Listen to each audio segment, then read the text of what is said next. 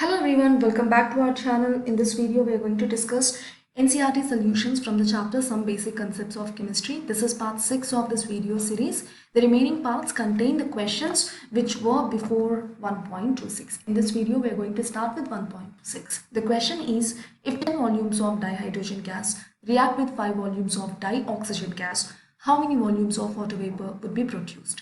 They're talking about reaction between hydrogen and oxygen to produce water vapor.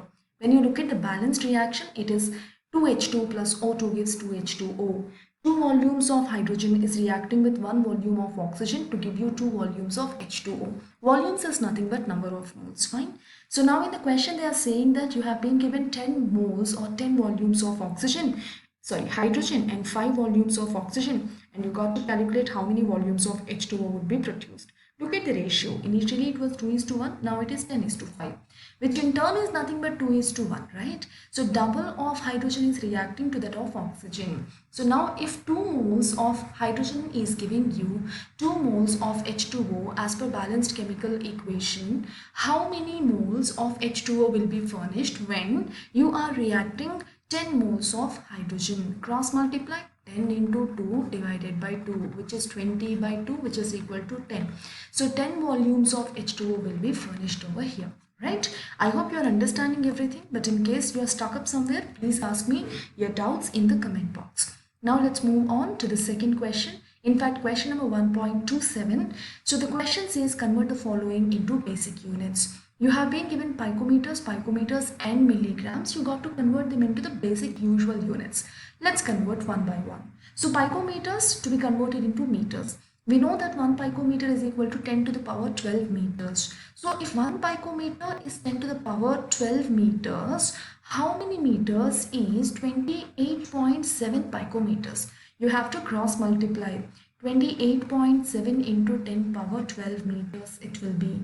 You can convert this into scientific notation, 2.87. Since you are moving towards your left hand side, with respect to the point, you would be reducing the positivity in the power of 10. It will be 2.87 into 10 to the power 11, right? So this is the answer for the first part. Now let's study the second part. Let's understand the second part.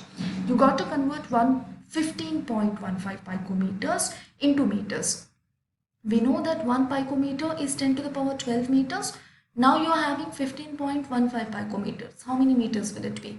Cross multiply. 15.15 into 10 to the power 12 divided by 1.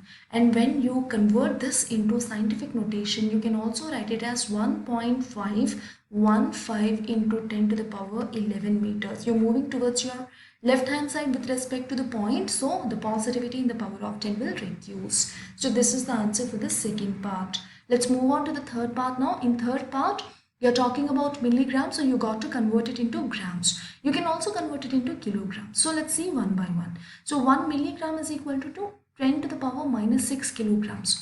1 milligram is equal to 10 to the power minus 6 kilograms. Now you are having 25365 milligrams with you. How many kilograms is it? Cross multiply. 25365 into 10 to the power minus 6 divided by 1.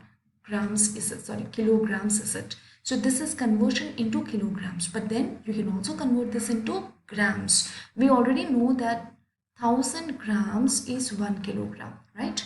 But now you're having 25365 into 10 to the power minus 6 kilograms.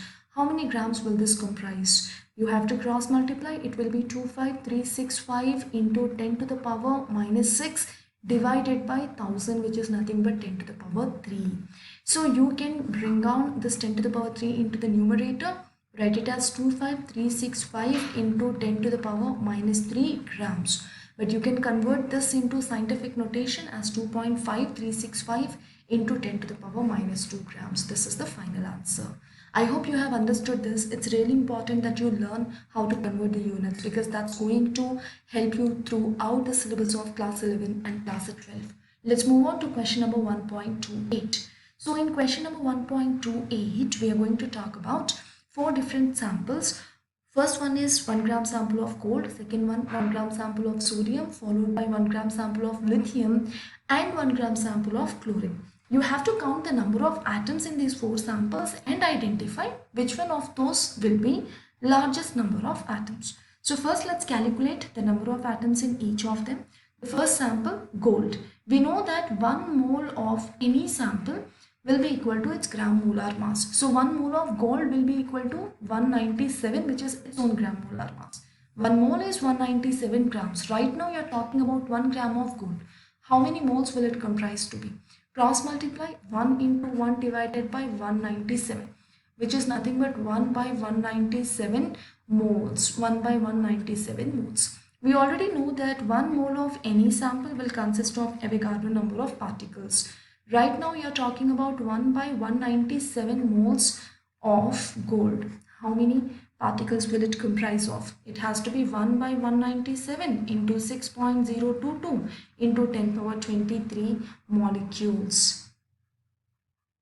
So this is the number of molecules. You actually don't need to simplify because you are just calculating it for comparison purpose. So the first one is 1 by 197 into Avogadro number. Keep that in mind.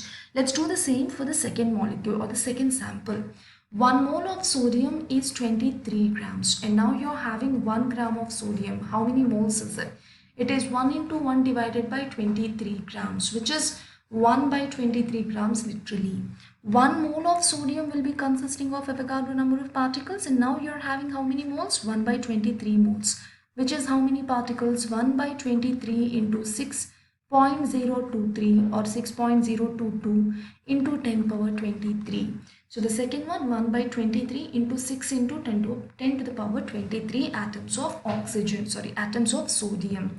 Now in the very same way, calculate it for 1 gram of lithium and 1 gram of chlorine also. And when you calculate it and when you observe it, the number of atoms here in case of gold is 1 by 197 into Avogadro number. Denominator is pretty high, so the resultant value is going to be lesser. The second case it is 1 by 23, the third case it is 1 by 7 and the fourth case it is 1 by 71. In which of these 4 cases do you have the least number in denominator? I see the least number here in 1 gram of lithium. Denominator has very less number in case of 1 gram of lithium. Because denominator is lesser, the fraction value is going to be lesser, because of which the total number of atoms over here in the sample is also going to be lesser.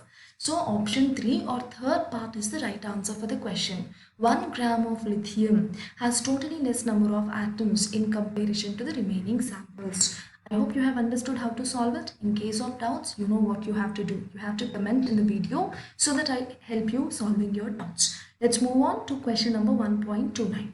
Calculate the molarity of a solution of ethanol in water in which the mole fraction of ethanol is 0.040. Density of water to be 1, right? So you have to calculate molarity and you know what the solution is. It is ethanol in water. So ethanol is your solute and the mole fraction of your solute is already given. Let's see how to solve this. So what is mole fraction? First of all, mole fraction is signified by X and mole fraction of a solute is equal to the number of moles of solute divided by total number of moles of all the entities present in the solution. Now in case of ethanol plus water, ethanol is acting as solute. So mole fraction of ethanol is going to be number of moles of ethanol by total number of moles in the solution, right? So now the total number of moles in the solution constitutes to be the sum of number of moles of ethanol and number of moles of water, right? This is how you can express it. But in the question, they already have given you the value of this mole fraction. They told you that the mole fraction of ethanol is 0.040. So equalize the mole fraction formula to 0.040. Now, you know also that you're talking about 1 liter of water. And how do we know? It's already given in the question. And now where is it given in the question? They have said that assume the water to be 1. 1 is nothing but 1 gram per cc. And also since you're calculating molarity, you will be calculating it for 1 liter. So I'm assuming that the volume of water is 1 liter. And if it is 1 liter, in this 1 liter, I'm going to have how many moles of water. So number of moles of water is being calculated over here. And how do we calculate that? Moles of water is nothing but mass of water by its gram molar mass. And when you simplify that, it's going to be 55.55. So in the given 1 liter of water, I'm having 55.55 moles. Moles of water is equal to 55.55. And now if you're still confused, how did we get this 1000 grams? Because we are talking about 1 liter of water, I'm converting this 1 liter of water into mass with respect to the given density, which is 1 gram per cc. And now the next step. I already know the expression for mole fraction, and just now we have calculated number of moles of water as well. So substitute both of them. So now the thing that you don't know is number of moles of ethanol.